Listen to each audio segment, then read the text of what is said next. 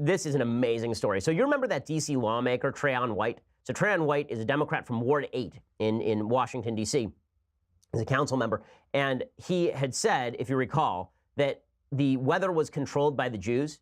He had blamed the Jews for the weather in Washington, D.C., which is a real weird thing. Like, we, the Jews, the Juden, we control many things, but we do not control the weather. As far as I'm aware. If not, I'll have to talk to the elders of Zion about it at my Friday night meeting. I mean, it's already Friday, so I figured tonight we'll get together and we'll talk about whether we can control the weather, because if so, then there are a few places that ought to be hit with lightning. But if not, it's real weird. So Trayon White, in an attempt to do penance for this, went to the Holocaust Museum in Washington, D.C.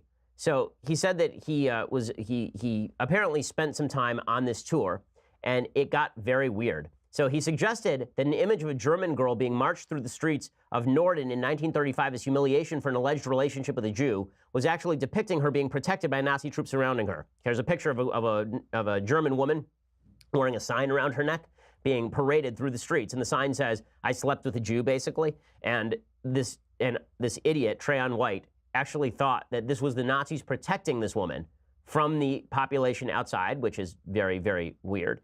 And that's when the museum experts pointed out that this was untrue.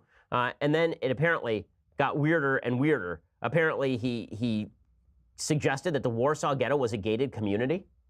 Like, I'm not joking about this. This is an actual thing that happened.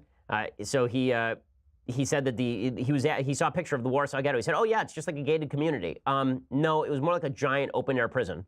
So there was that. That's why there's an uprising there. I love that he did this like on the anniversary of the Warsaw Ghetto uprising. Just tremendous awareness here.